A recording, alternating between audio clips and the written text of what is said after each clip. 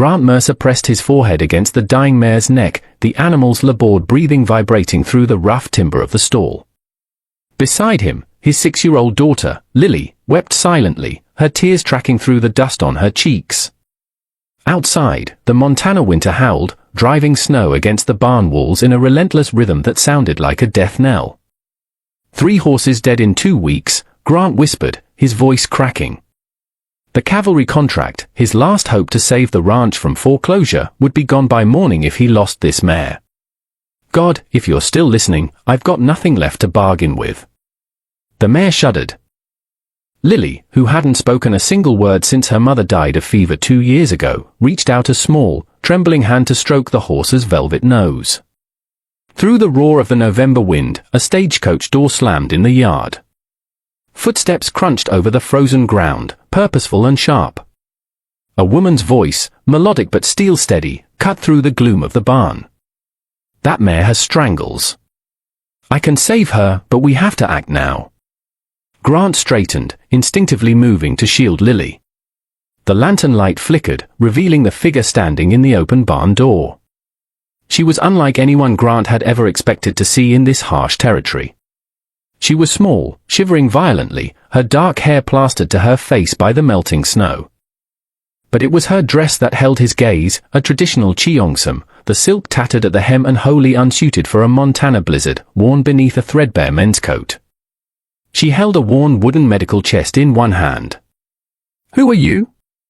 Grant's voice was harder than he intended, born of exhaustion and shock. "My Lynn," she said, stepping into the circle of light. "From the San Francisco Matrimonial Agency. But right now, names do not matter." The swelling under the jaw, how long? Grant blinked. "The agency? They told me." "They told you I was a wife," Mylin interrupted, setting down her chest and moving toward the horse with a fluidity that ignored her shivering. "They did not tell you I am the daughter of a physician." "For days?" "5." "5," Grant admitted, stepping between her and the animal. "Look, miss, I don't know what game this is. I need a wife to help with the house and my girl, not a whatever this is." Mylin looked up, her dark almond eyes meeting his with a ferocity that stopped him cold. "Your horse is drowning in its own infection. I can hear the fluid in her lungs. You can send me back into the snow to die, Mr. Mercer, or you can let me save your livelihood. Choose." Lily tugged on Grant's sleeve. Her wide eyes darted from Mylin to the mare. She pointed at the woman, then at the horse, and nodded frantically. "Your daughter has faith," Mylin said softly. "Do you?" Grant looked at the desperate hope in Lily's face. He looked at the dying mare. "You have veterinary training." "My father treated the horses of the Imperial Guard before we came to America, and the drays of San Francisco afterwards. I learned at his side." Mylin opened her wooden chest, revealing rows of glass vials, silver needles, and surgical steel. "I need boiling water, clean linen, and whiskey. Now." There was a command in her voice that brooked no argument. Grant moved before he realized it. "Mrs. Higgins," he bellowed toward the bunkhouse where his elderly housekeeper slept. "We need hot water." For the next 4 hours, Grant watched in stunned silence as the woman in the tattered red silk waged war against death. Mylin worked with a terrifying precision. She lanced the abscesses that were choking the mare, her hand steady despite the cold. She mixed a pungent, herbal poultice from her chest, a powder that smelled of musk and earth, and applied it to the wounds. "This is Yunnan Baiyao," she explained, her voice tight with focus. "It stops bleeding and draws out the poison. Hold her head, Mr. Mercer. This will relieve the pressure." Lily stood by the stall door, unable to look away. At one point, the mare thrashed, panic flaring in her eyes. Mylin paused, glancing at the child. "Little one," she said gently. "The horse is afraid. Can you stand here? Let her see you. Let her know she is not alone." Lily hesitated, then stepped forward, placing her hand on the mare's neck. The horse blew out a breath and settled. "Perfect," Mylin whispered. By the time the grey light of dawn bled through the cracks in the barnwood, the mare's fever had broken. The harsh, rattling breathing had smoothed into a steady rhythm. My Lynn slumped back against a hay bale, her face grey with exhaustion, blood and pus staining the sleeves of her coat. She will live, My Lynn said quietly. But we must isolate the others. Strangles moves like a ghost, it touches everything. Grant looked at the mare, then at the woman who had collapsed on his hay bale. You saved her, he said, the reality sinking in. I've seen vets in town lose horses to this in a day. Western medicine treats the symptom, My Lynn murmured, closing her eyes. My father taught me to treat the chi, the life force. The blockage is gone, she swayed, her eyes rolling back. Grant caught her before she hit the floor. She was light, painfully thin. He scooped her up, realizing just how cold she was. Mrs. Higgins, he shouted again, running toward the main house. Get the spare room ready. Grant carried her into the house, the red silk of her dress stark against the rough wool of his jacket. He didn't know it then, but the storm outside was nothing compared to the changes she had just brought into his world. The town of Ironwood Creek was small, suspicious, and cruel to anything it didn't understand. When Grant rode in 3 days later to pick up supplies, the stairs were heavy. He walked into the general store, his list in hand, trying to ignore the whispers. Heard you got a delivery, Grant, Martha Pringle said from the fabric counter, her voice dripping with false sweetness. A mail-order bride. From San Francisco. I did, Grant said shortly, handing his list to the clerk. And is it true? Martha pressed, looking around for an audience. Is she a celestial? The store went quiet. Grant turned slowly. Her name is My Lynn. And she's my wife. Wife. Martha laughed, a sharp, unpleasant sound. Oh, Grant. You didn't actually marry her. Those women, they carry diseases. They aren't like us. You have a child to think of. My Lynn saved my mare when the vet couldn't, Grant said, his voice low and dangerous. She's forgotten more about healing than most people in this town will ever know. And as for my daughter, Lily hasn't smiled in 2 years. She smiled this morning at breakfast. So you'll keep a civil tongue, Martha, or you'll answer to me. He took his supplies and left, but the weight of their judgment followed him. He knew why My Lynn had come. That first night, feverish and half asleep, she had muttered about a man named Cornelius Thorne, about a debt that wasn't hers, about running to the ends of the earth. When he returned to the ranch, he found My Lynn in the barn, wearing a simple grey work dress Mrs. Higgins had found for her. The tattered cheongsam was gone, but she still wore her hair pinned up with a silver stick. She was checking the hooves of his prize stallion, Shadow. Lily was sitting on a crate nearby, sketching on a slate. You should be resting, Grant said, setting down a sack of grain. Rest does not feed horses, My Lynn replied without looking up. This one has a stone bruise deep in the frog. I need to soak it in salt. She paused, then stood. Did you send the telegram? I did. Told the agency you arrived safely. Grant hesitated. I also filed the marriage license at the courthouse. It's done. You're legally a mercer now. My Lynn looked at him, her expression unreadable. You did this to protect me. I did it because I said I would. And because if this Thorne fellow comes looking, I want to have the law on my side. My Lynn turned away, her hand resting on Shadow's flank. Cornelius Thorne is a powerful man in San Francisco. He wanted my father's practice, his journals. When my father died, Thorne claimed there were debts. He wanted me to work them off in ways I could not accept. He won't touch you here, Grant vowed. Montana is a long way from San Francisco. Men like Thorne have long arms, she whispered. Over the next few weeks, a quiet rhythm settled over the ranch. My Lynn took over the care of the herd, implementing changes that baffled Grant but produced results. She changed their feed, mixing in dried herbs she gathered from the tree line. She used acupuncture needles on the older horses to ease their arthritis. The herd, which had been dull-coated and lethargic all winter, began to gleam with health. Lily was her shadow.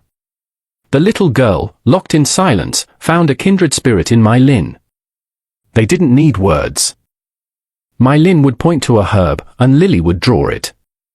My Lin would show her how to bandage a leg, and Lily would mimic the motion perfectly. One evening, Grant came inside to find them by the fire.